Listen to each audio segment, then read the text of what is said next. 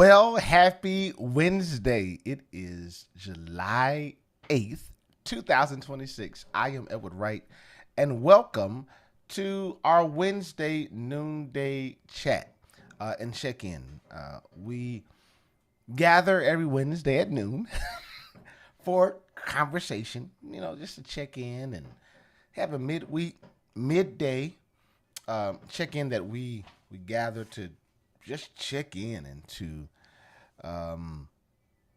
create some safe virtual spaces, I guess you could say, where we can talk and express ourselves.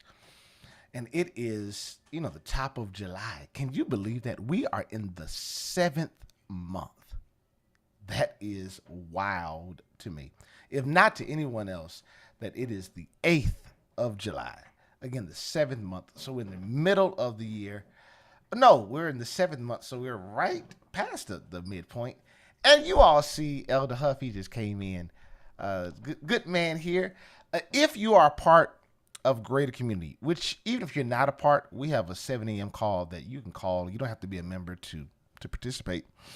Today, this man who you see, well, hold on, he's on this side. No, he's on this side. Virtual, everything's reversed. This man, he has such a voice. Happy Wednesday. It's just the vibe. So, Elder Huff, how are you today, sir? I am blessed. I am blessed. How are you, sir? I am well, man. I no complaints. No complaints. Just nice day outside and had clients earlier, so I'm good. I'm no complaints at all. All You right. looking All right. nice with is this a blue shirt or what? Yeah, it's kind of a gray shirt, but I see that it's showing up blue, sort of. Yes. No, I mean it's short. That's all I would just say. I think it's just a nice contrast. It looks good on you. Okay. Thank you, sir. Thank you. Thank you. Thank you. And also congratulations on one. I know your birthday is coming up, and then you said your daughter is taking you to the Gulf Shores. Yeah. You know what? I mean, this is really one of the times where having adult children is beginning to kind of pay off. The money is flowing in a different direction here.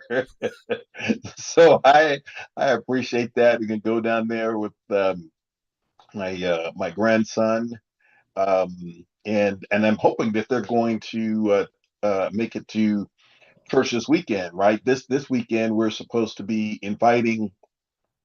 Um, well, I forgot the group that's supposed to be, but anyway, they're going to try to make it to church uh, this weekend as Awesome. we kind of go through our inviting the different group of men that we want to attend. And we've had such a great kickoff to our men's month. Man, that was fantastic.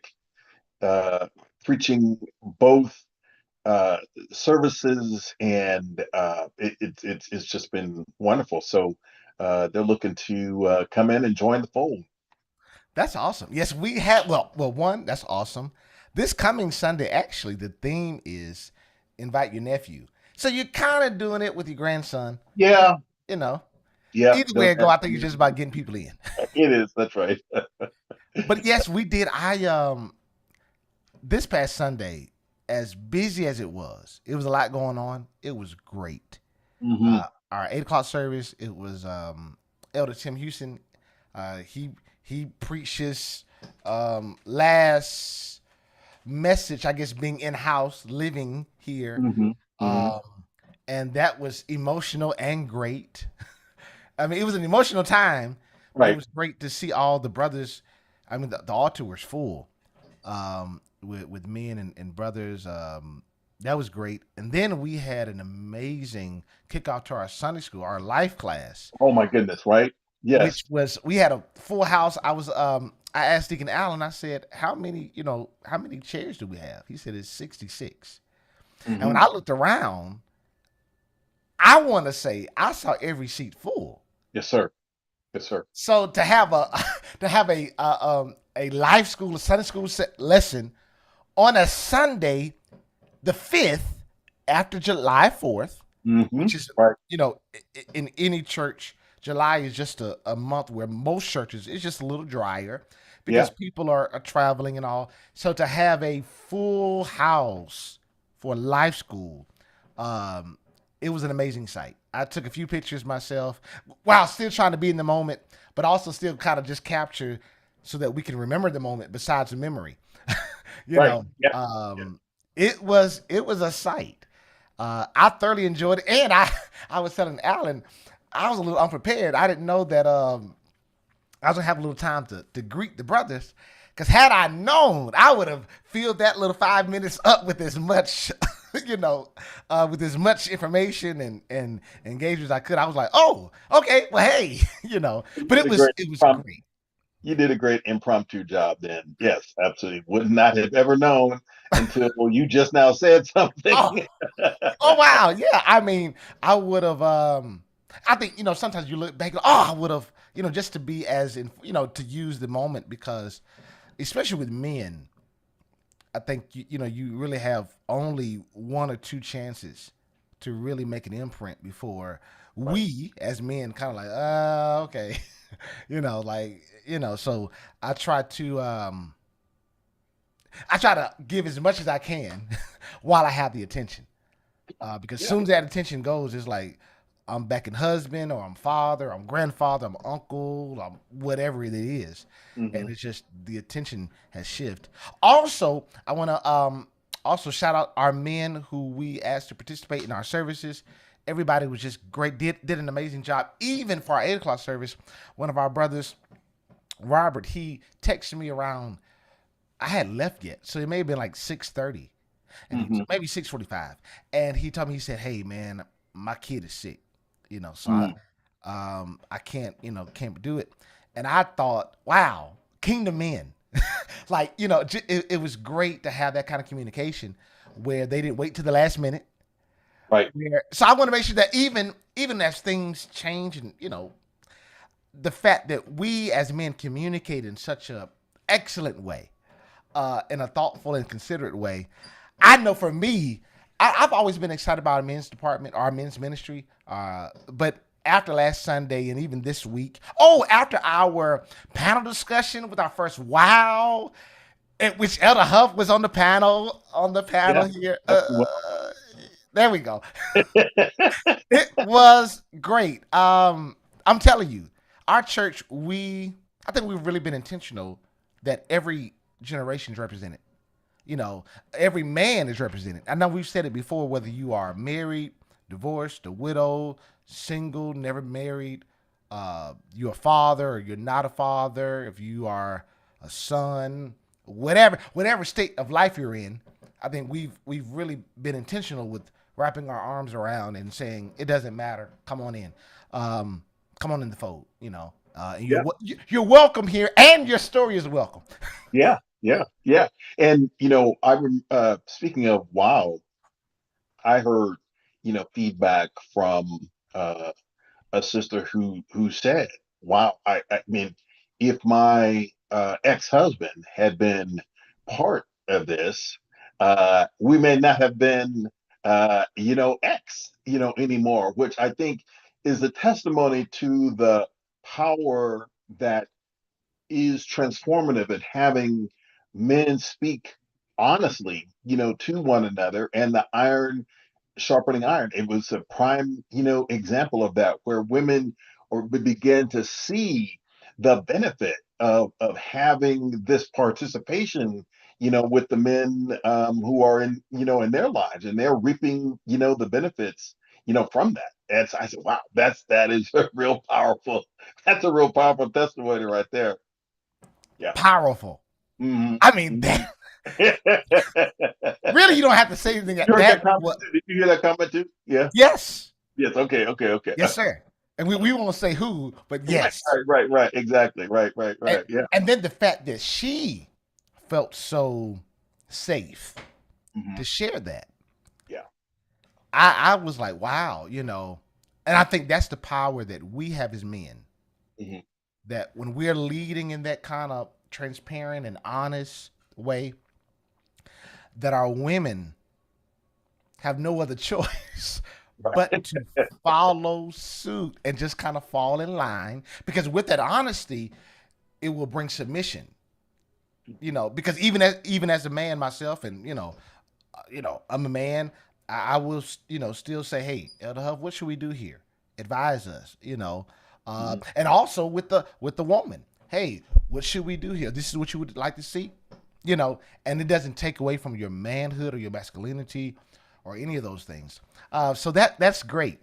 And then also today we have Elder Kevin Johnson. He is on. Elder Johnson, you want to just say hello? You may be traveling. I'm not sure what you're doing, but if you want to get in and just say hello, whatever, you're more than welcome. They may be okay. Got it. And then we also have Coach EJ's come on. Oh, brothers, now you all know if you come on, and if you're not able to speak, that's fine. But you're welcome here. You're always welcome to join the live experience to get into the Zoom. It's always a vibe. And then it also gives us an opportunity to hear from you and also to see you and your face. Elder Huff, any other things going on this week that you'd like to share, sir? Going to just say, I was going to ask you because the only really hiccup to my week was that I had ordered the book that we're studying, Men Dying, and on Amazon. I ordered it last week, and I thought for sure it would have been here by now. Otherwise, I would have picked it up when it was offered for sale during our men's Sunday school class. But have you been able to read that? I'm looking forward to diving into it. Our faith focus is broken out in the sections that are in the that book apparently, but I haven't had a chance to get into it. Yes, I have not either. I was going to buy it Sunday. Actually, I did some of the same thing. I did order it, but then I canceled the order when I saw we had it on sale for Sunday. Hmm. But I did not purchase it but I had to tip out of class earlier Hmm. to get to church. Hmm. Uh, yeah, Yep. awesome. But as you can, if anyone who has our faith focus, right, that is available in the GCC app, or you can download it, we can email to it. Bishop has that broken out into the sections of the book, and I'm looking forward to diving into it, because at the core, and you see when you look at the faith focus that the real recurring theme is to get to the point of honesty, with who we say to ourselves, that we are, because that then really begins the transformation. And if we can't get to an honest place with ourselves, then we can't get to an honest place, with the brethren. So I'm really again looking forward to seeing how it says that that we get there, because and Bishop is so good about asking us to peel back the churchiness that we often say in our conversations, to that real transparency. And that was the wonderful thing about Elder Houston's message at 8 o'clock, because it was really, he just told a very transparent story of the arc of his time in ministry, with his wife, and the different points of time that uh, he disappointed himself, he disappointed the Lord, disappointed, his wife, but how that still all just, came together.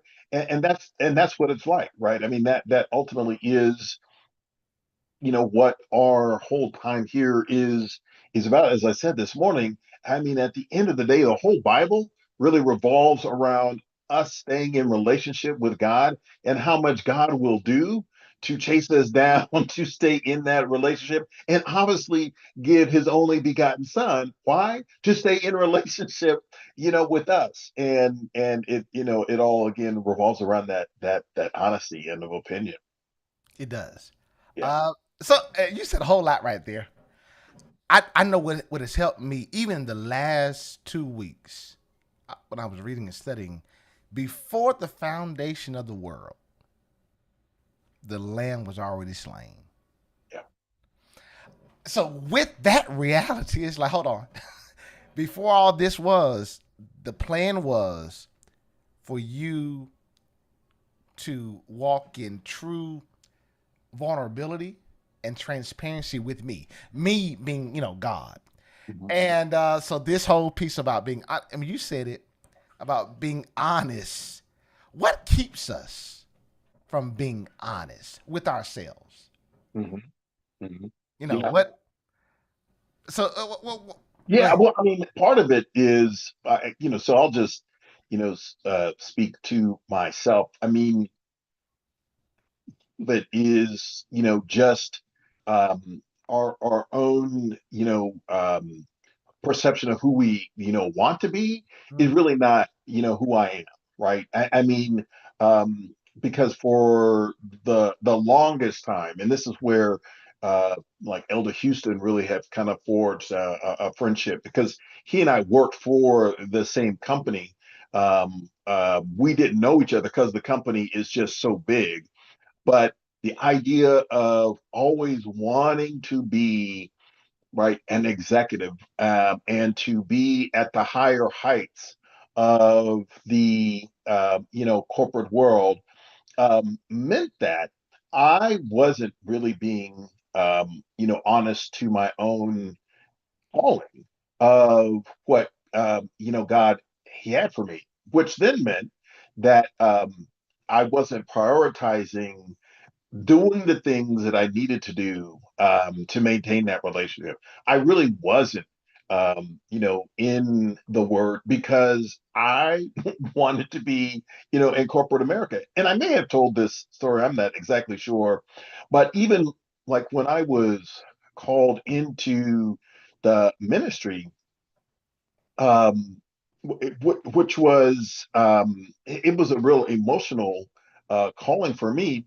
But I remember, because I was a mama's boy, and just again being sort of transparent, going to tell my mom that I was really excited. I had this call, to the ministry, and she was not excited at all because her experience or what she thought was going to happen is that I was going to leave my corporate job and go into the ministry. And that just didn't make, any sense to her because her experience with, ministers, she grew up in Tallahassee in Florida, and we have a lot of ministers in our family, and her one of her favorite lines was, all y'all are just so heavenly bound, you ain't no earthly good, right?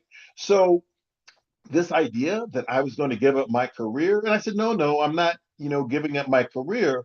But you know what? It gave me an excuse though to then focus on my career and not prioritize, my calling. So part of it is just, does our ambition, does our tent making, so to speak, right? Given what Paul, does our tent making, get in the way of us being honest to our calling. And I just think it's life in that sense. I will honestly say, since you've given me this space, that man, I can also say that for the longest time I really thought that I needed to be married to be in success. I just thought that, and I mean, I don't want to tell the whole long story, but man, I am just now honestly accepting the space of First Corinthians chapter 7, where Paul, that whole chapter in chapter 7, Paul is going through all these different experience, these points in life about being married, not being married, benefits of being married, the unmarried man being able to focus, right? Unmarried people really being able to focus on God, married people getting distracted. And well, you know what? I had always wanted to be married. And I will also say that I actually, when I got divorced because I really thought that I just wasn't married to the right person and I needed to get, remarried. But now I've been, divorced for over 10 years, have dated, but am now just kind of comfortable with myself to say, you know what, I really can do my ministry better if I'm not married. I mean, this is kind of just, the space. Man, that took me a long time to come to that level of sort of honesty, with myself. Because man, if I think about the resources, the time that has been spent in pursuit of marriage, and of course, just in the church, whenever you talk about that, people, even if they see me or any brother, single brother, talking to another woman, I mean, it just automatically, oh well, they're maybe, what's going on, and so the having to come to grips, just with, well, what does it mean to be in ministry? What does it mean to be in ministry in the church? Which I know it's a strange statement, but there's a lot of I don't. You have to think and pray a lot through all of that. So I said a whole lot there. It was just sort of a vomited up my thoughts, but I didn't want to filter it. I just was using the opportunity to try to be transparent, like our brother Houston did. That was good. Um, I don't know. It was a lot there, no, no, but no, no, no. That's good. I mean, well, I'll join in that. I'm never, I haven't been married, no children, and yet, I can say this now. I don't know if I saw it this way until I come to greater. Honestly, I knew that I've been working in ministry. I didn't necessarily call it that. To be honest, I'm working in church. Um, but I can say as I look back over my career in churches, I think one of the reasons why I've been able to do all that I've been able to do is because I go home alone. I don't have a wife list or a honey list where I need you to do this, or even when I've dated, they'll tell me, they say, I know at a certain point, you're not going to talk to me, and not that there was something wrong, but if I was, and I guess not to be over spiritual, over deep, I if I was fasting and praying, I said, listen, we might as well go to break up. Because you're not going to like me. I'm not going to, because I'm fast. This is what I'm doing.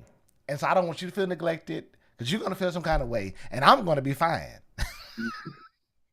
I mean, and I think that, but also, I think that was also a point in my life where, and I've said this, I may have said this here, the most faithful at this point, the most, the most faithful woman I've been with has been the church.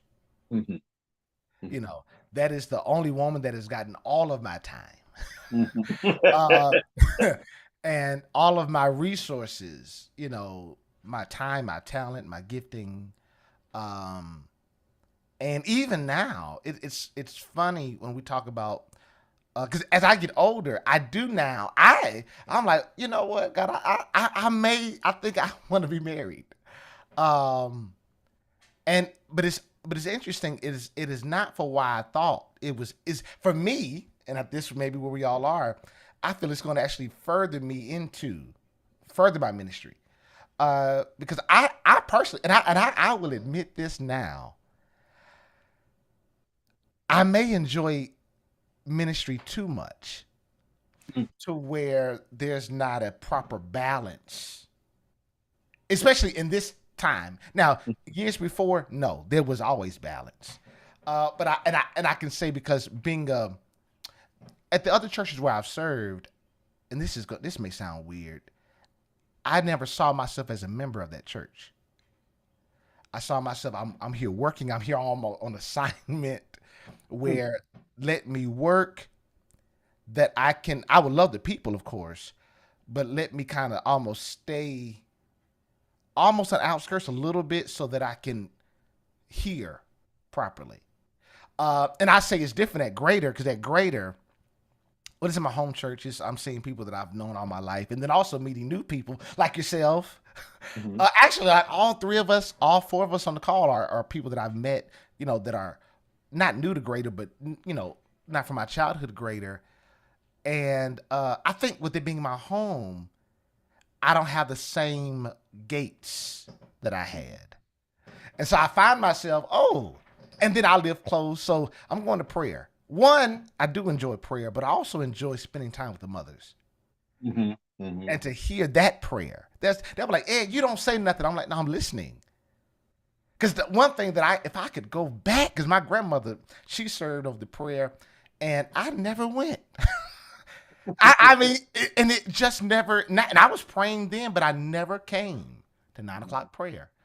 And so now it's just like, I enjoy, I guess, but as you get older, you enjoy the time with people because life, you see how precious life is.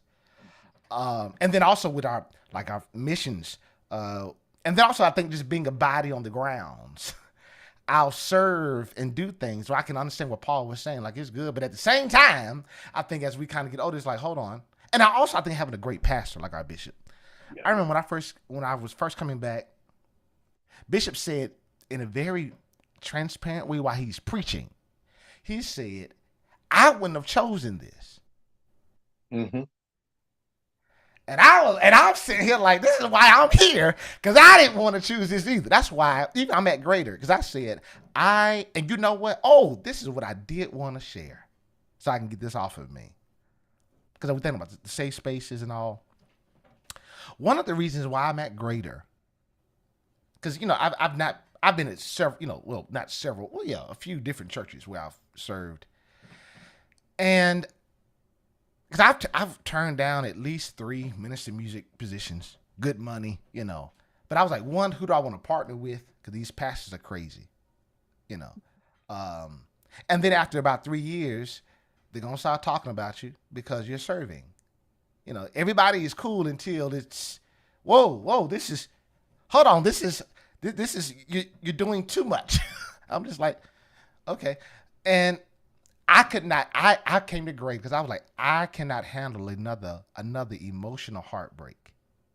Because even I have not been married, when I've left or a church, there was a divorce, there was a dying, there was people who I saw and talked to twice, sometimes 3 times a week, and now we don't speak at all. Mm. That, and then not being married.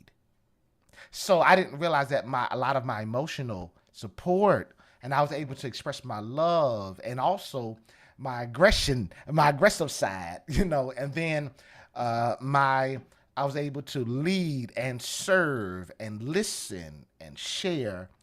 It was wrapped up in that ministry. So then it was like, well, when I don't have that, well, who am I? And so that's why even in this safe space is, what we're doing, I've been asking myself all kind of questions, and which is another reason why I have said this, and I'll keep on saying it. I benefit from these talks because to hear from men like yourself, your father, your grandfather, been married, you've been divorced for 10 years, and to hear, the journeys are different. It's that iron, and it's just like it's the game, it's the wisdom, it's the experience of the corporate space and ministry space being a part of great churches from California. I mean, it's just our life experiences, which it's like you're so much. I think we are much bigger than church. It's like don't make church bigger than what it should be. I think one of the things for me, and I am a little shocked, honestly, with myself with how I am moving. Because before coming to there's some things I'm only doing at my home church. I'm not about to do all that stuff because that's not my job. And you can't do. No, I'm not doing it. But at Greater, it doesn't matter what it is. This is what needs to be done. Let's get it done. It doesn't matter if it's not my job or not. Like I'll get alongside and follow suit with whatever. But then I wonder, would I still be that way if I was married? And I'm Well, sure I wouldn't be.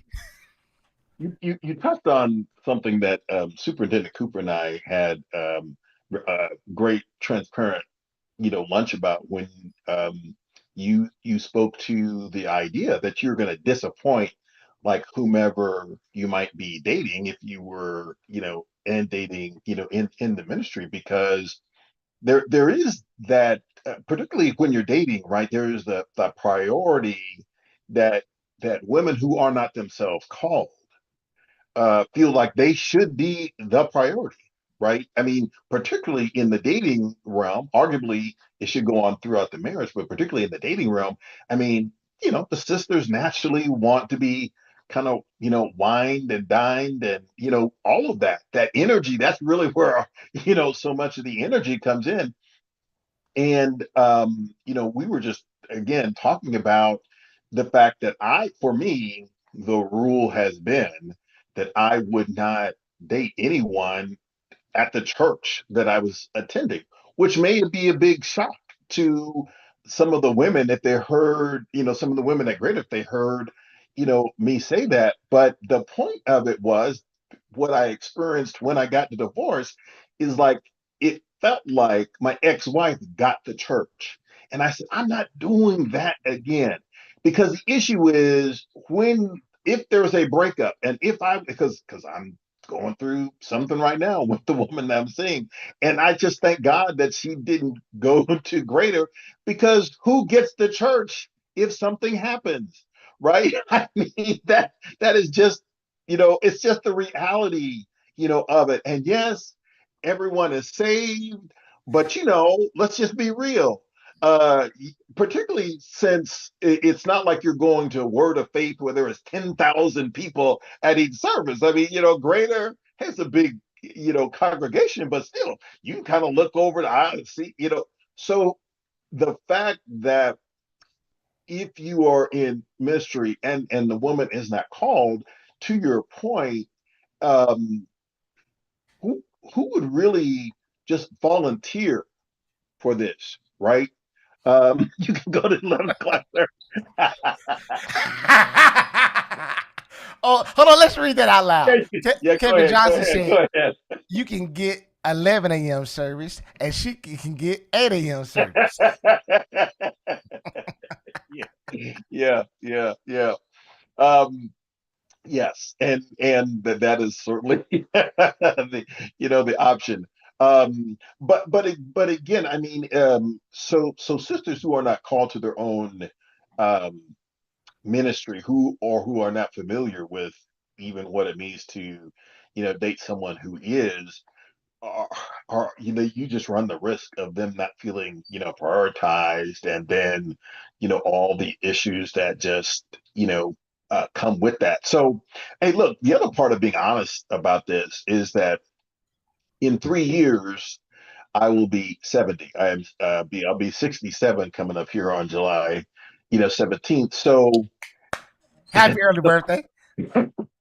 so the other part of being honest is that one reason I can be in this space about focusing on the ministry because I just don't have the same drive that I did like when I was 18 and 20.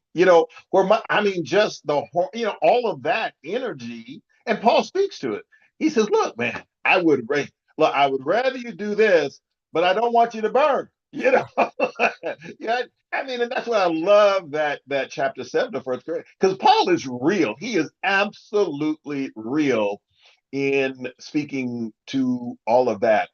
And so the fact that I am now, like not every waking moment is thinking about women, and I can actually be in prayer and not have my mind wander off, and or I could be in church. Let me tell you a story. I mean, when I was first called, I remember this was but I was in the Baptist church, and I was first time sitting up in the pew, up in the pulpit at Allen Temple, Baptist Church, and in the front row, they didn't at the time. So this is like early '90s. They didn't have the modesty panel for anyone sitting in the front row, and it wasn't like you had to be special to sit in the front row. And I am sitting up in the pew, and this sister walked in with this super short skirt on, and she sat like right in the front row. And I said, Lord, I am certainly going to hell. Because here I am sitting in the pulpit, but I don't know how much of the sermon I actually heard because the sister was like, it's like, I am now so happy that I'm placed in space in my life, but that stuff, it doesn't get to me in that same. I am not distracted, by that anymore. I'm really now fully mature and equipped, to live out, the ministry in which I was called. Because I'm just not distracted by that same stuff that I was, 30 years ago. Yeah. I have some stories for that one. Yeah. Ooh-wee. I remember. I'll share two, and then I want to. I have another thing. I have another thought. One church, in between services, I was in my office just chilling out, and I was taking a nap. I hear a knock on my door, so I'm again not thinking. A sister comes in, and she has a dress, a sundress on, a very nice one, and she proceeds to lift it up, and she has nothing under. And I may have been maybe 24, and even though my hormones were where they were, my logic was, if you're doing this to me, you've done this to somebody else. I'm running because I'm in my. You ain't about to get me. And I ran out of there, and I actually told one of the women that. And she said, "Ed, you are wise." She said because somebody else would have just kept the door closed. And I said, "But that's dangerous." I mean, it's on so many levels. One, STDs. Two, my career. I have more to lose than she does. That's. So these women are something. Well, not these. Some women. Those women. Let me be.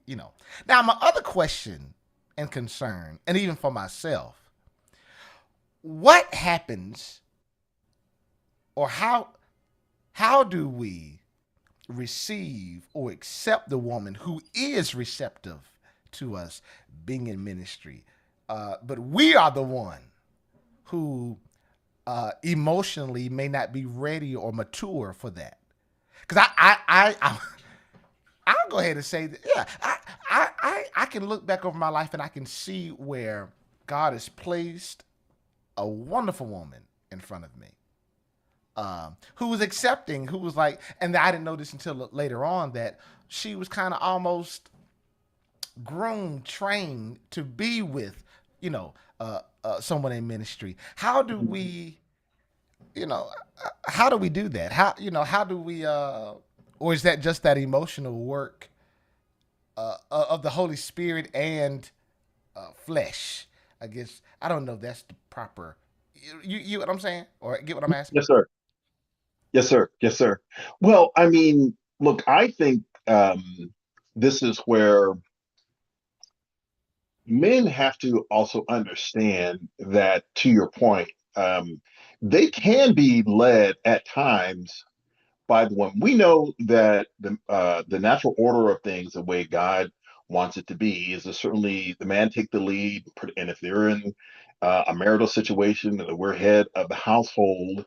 Um, but First Peter and 3 speaks to wives and their ability to lead their husbands at times when the guy is not doing what he's doing, or they can just help, right, their husbands, by being the woman that God called them to be. And in doing that, right, First Peter says that the woman, that the holy woman who's trusted in God, who like resists to adorn themselves with all of that, can through her actions lead the man into uh, a place that he's supposed to be. And so, one, I mean, I don't know how many women gonna read First Peter and 3, and what is being said there, Peter is saying, nor do I know how many men who just focus in on the issue of women being submissive to men have read First Peter and understand, hey, look, if you got the right person, if you got the right help meet, First Peter is a great chapter about how women can really help you when you're weak. I mean, they can be that crutch, to lean on. So again, the word really has it all. all everything that we need, right, is in the word. And if we're in the word, then we have those tools available to us. Mhm. That's what's up.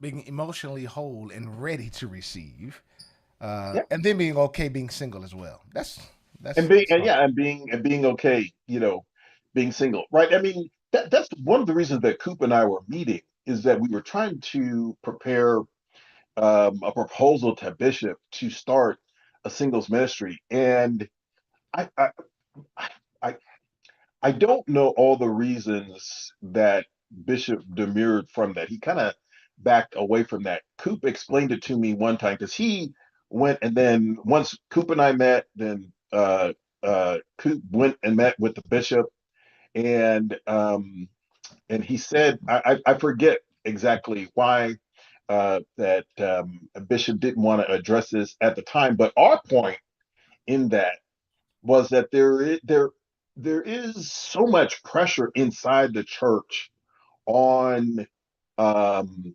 marriage, right? I mean, and I guess I don't know exactly, where it all per se comes from. Some of it is just cultural. Some of it, right, is that there are more women in the church, and so I mean, I think they look at it as a place where there should be, opportunities to find good men, and therefore, all that occurs. We already allude to the fact that it's like even hard to sometimes talk to, a sister about anything, because if someone sees you, then they, it just starts up, the rumor mill, in itself. But all of that being said, we were saying, yes, it would be great to have a space for singles to to meet. And I've attended, other churches, right, where there were single ministries, and it actually, because you shine light on the situation.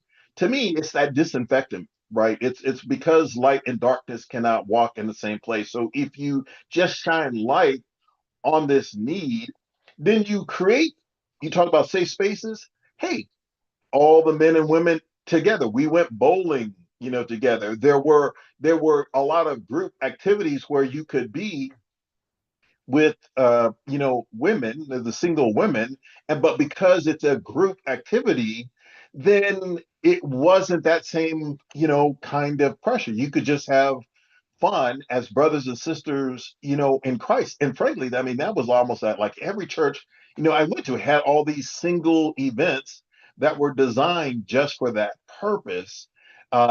Because, not everyone, again, wants to get married. And when I even talk to my married friends about, the loneliness of being single, well, they interpret that as, oh, well, I think my wife, she may know someone, Elder Huff, who, and I'm like, well, no, that's not what I'm saying. I'm just, I'm not saying I want to necessarily, go down that road. But so we'll see. We're still in prayer about it.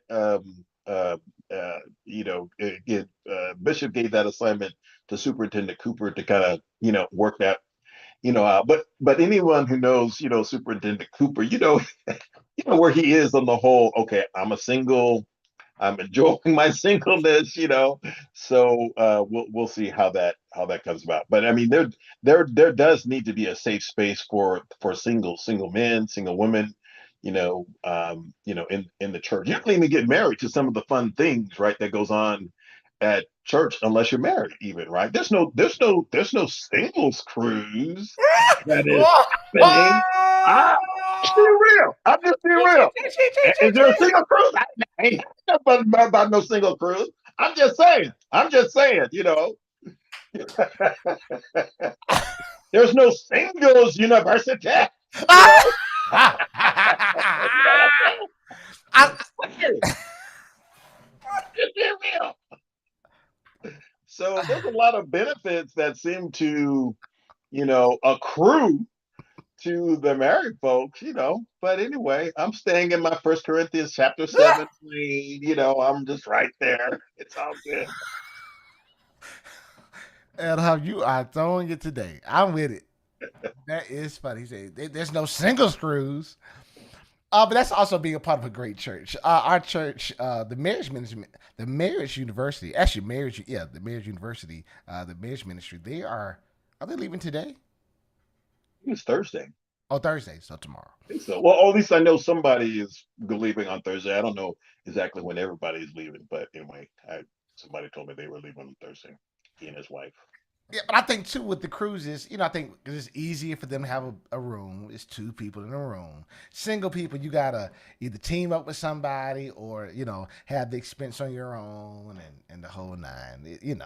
Brother Ed, it can work, brother. It can work. I'm not letting anybody off the hook for these logistical reasons. It can work, okay? I hear that. That's what's up. I love that. Safe spaces. This has definitely been a safe space. Come on. This singleness is interesting. Also, now let me ask a question though. I know, at least in my generation, I think the millennials, a lot of us are not married or divorced. And they were saying, just when you study, that married people are wealthier. That you know you're wealthy when you have a spouse that just that partner. You don't have to worry about again whining and dining because you're married, so you don't you can stay within. Thoughts about that from your perspective? Have you? Because I know it's different from your perspective because you're like, well, hold on. Actually, my money is better since being divorced. Possibly because if you have to support your wife or divorce. Also, I know some men that divorces bankrupt them. Um, you Yeah, know, yeah. it's the death of the company, if you will, that way. And they, then you have children, and they're still thinking dad is dad, and how it was before. 'Cause now I haven't been married, so I'm just, Hmm. I can't speak to that. I'm just. Right, right. Well, I mean, so again, I am teasing in all that I said. So as Bishop, will say we need to put some Bible on it. I mean, look, Jesus says what is it? I think in chapter 9 of Matthew that that marriage is a good thing. He Hmm. says that Moses allowed the petition of divorce to occur because you men were just so messed up, right?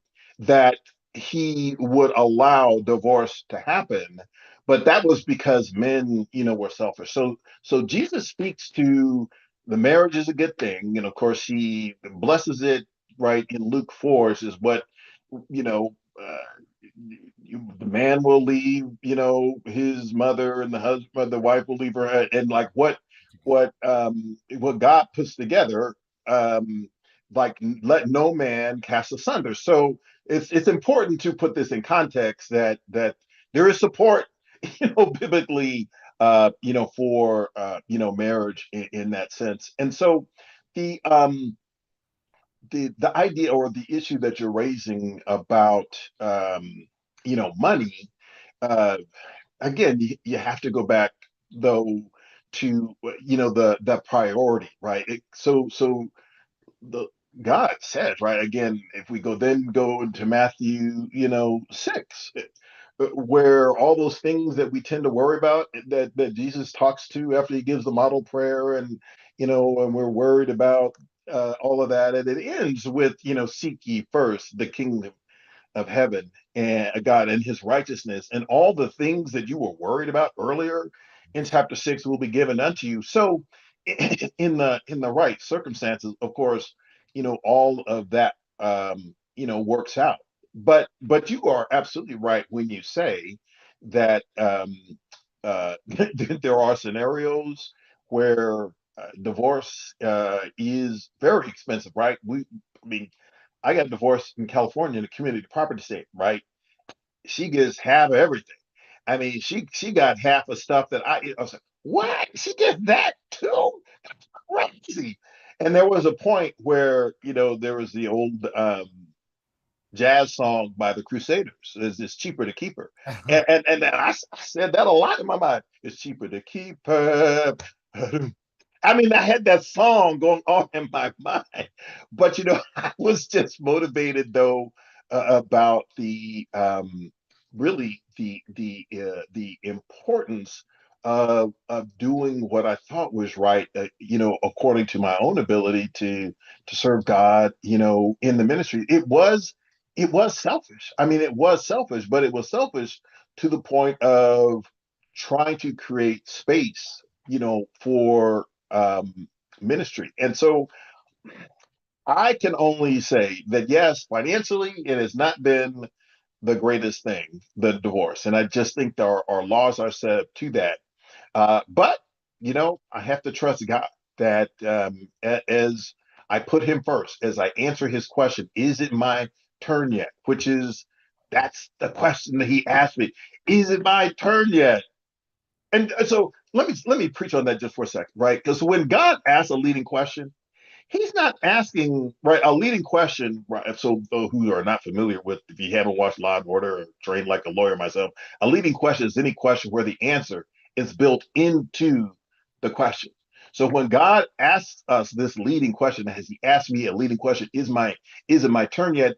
He wasn't asking me that question to have a debate with him about is it. No, no, he was telling me in his question what the answer already was. And so it's really God's attempt when he asks us these kind of leading questions, because back to relationship, he wants to have this relationship with us. He's saying, I miss you in that question. You need to reprioritize me, right? Prioritize me first without saying, hey, look, don't let me send a pillar, right? A fire.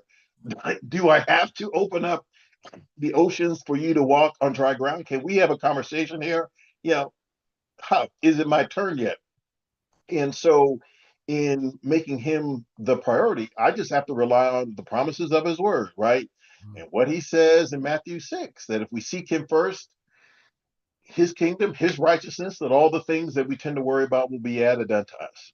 So, did I answer your question? Because I just think it's about putting God first, and everything else will work out, right? Yeah. Whether it is your uh adjusting, hey, maybe I don't need, that $5,000 set of golf clubs, because now, I mean, he has just a way of reordering what you think your needs are, if nothing else, in addition to just giving you all that he believes you need according to his riches and glory.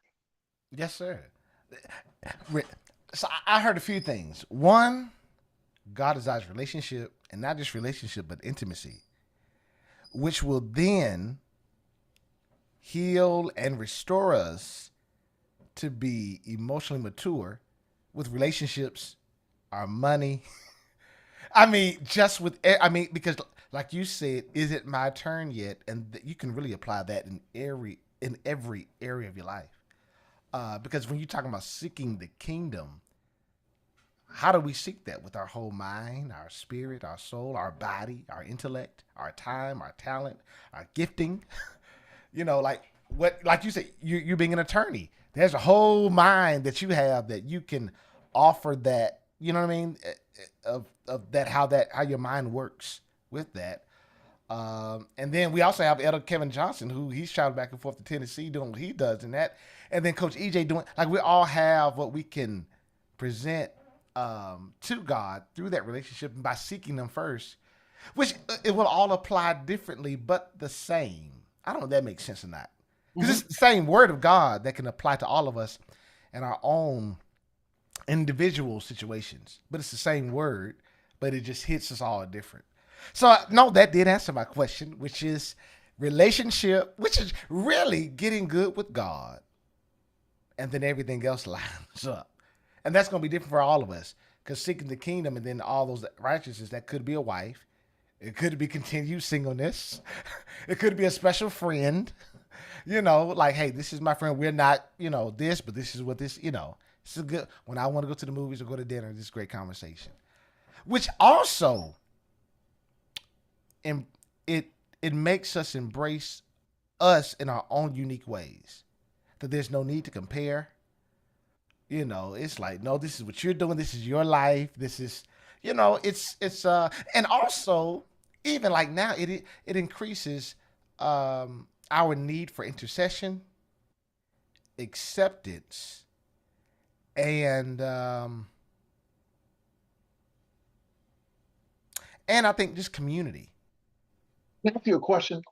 Have you dated like a super Christian woman? And again, we're not going to say the name here on the air, but when the sister made the comment about if her husband had been, and I said, well, what would it be like? I'm gonna be honest with you again, transparent.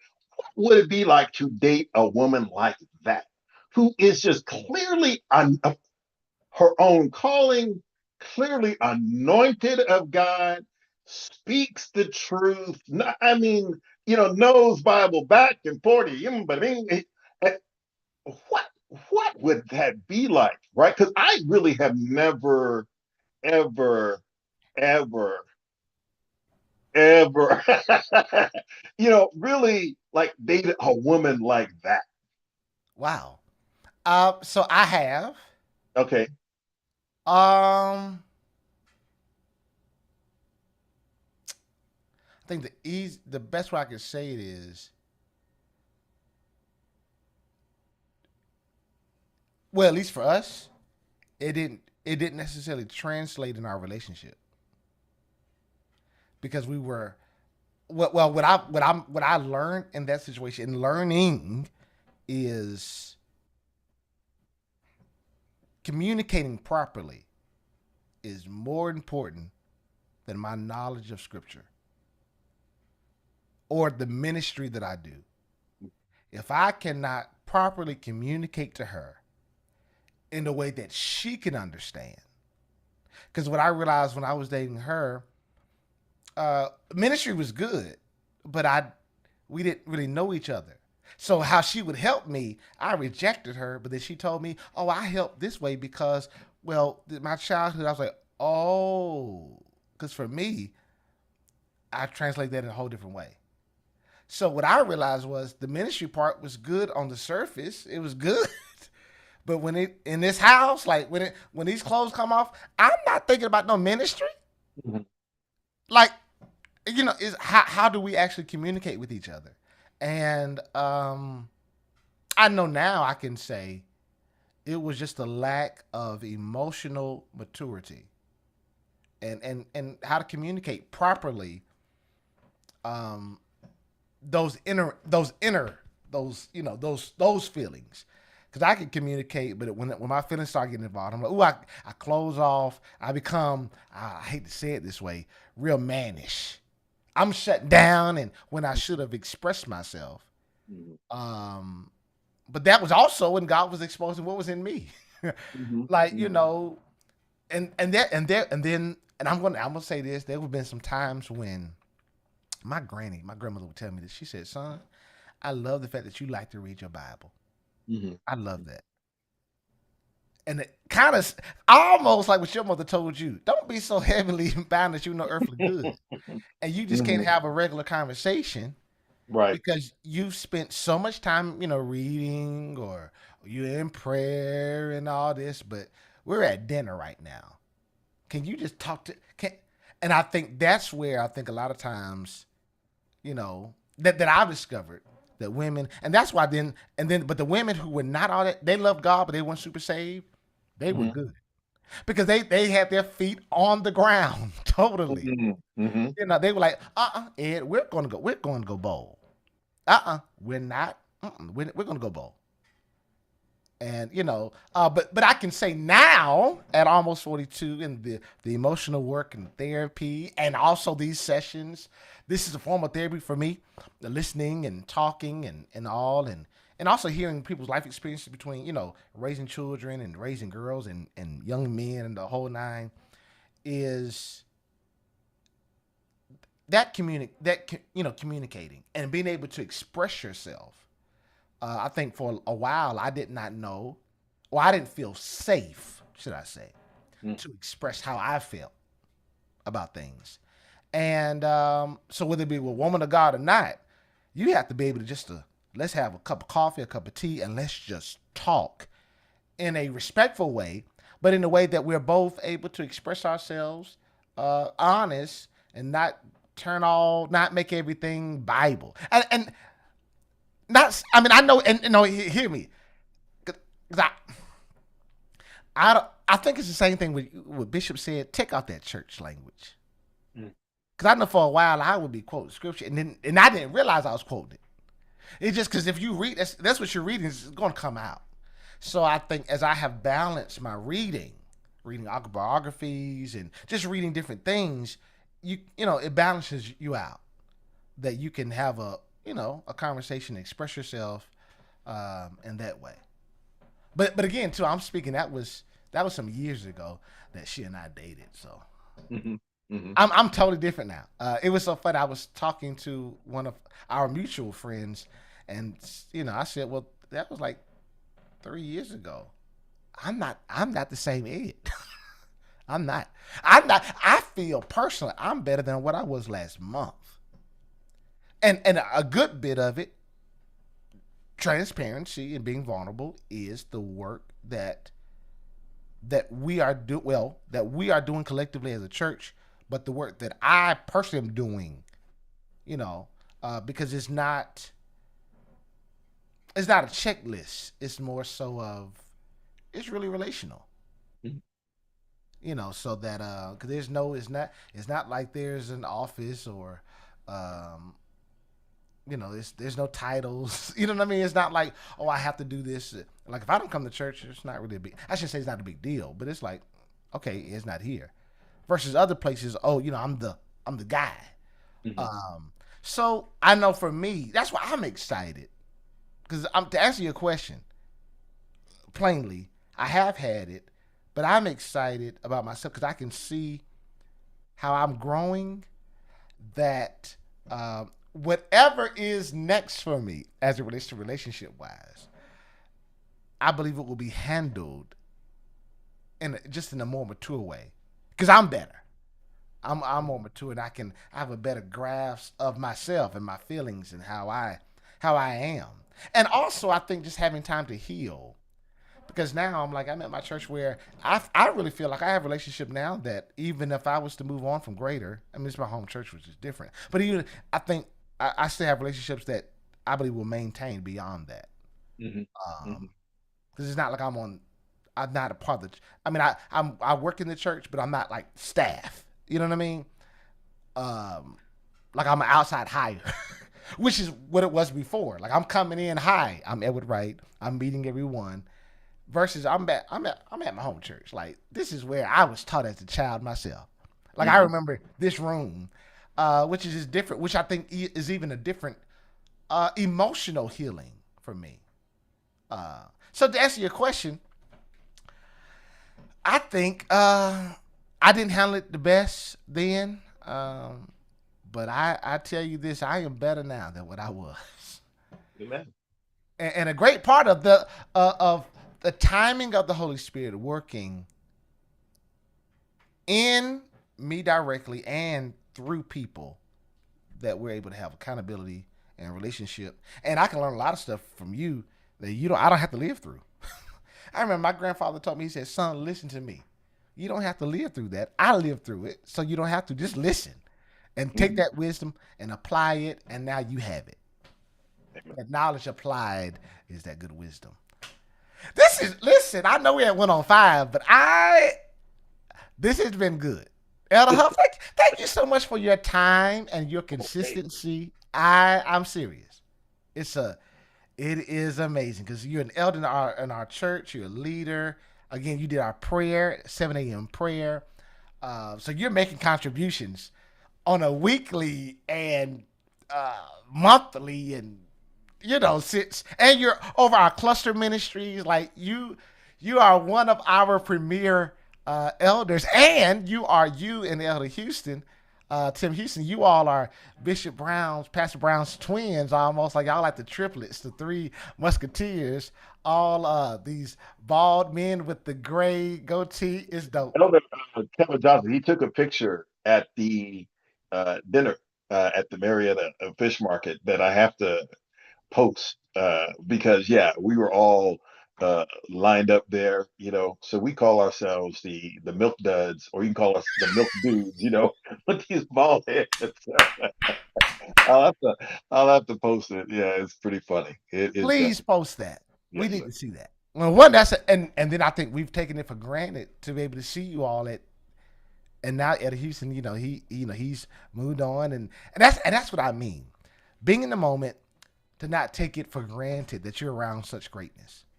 Seriously, because now the Eddie Houston's like, hey, he's preaching, teaching Bible band. He does a Thursday prayer call, and I think maybe some of us just, oh, hey, you don't even think about it. And now it's like, oh man.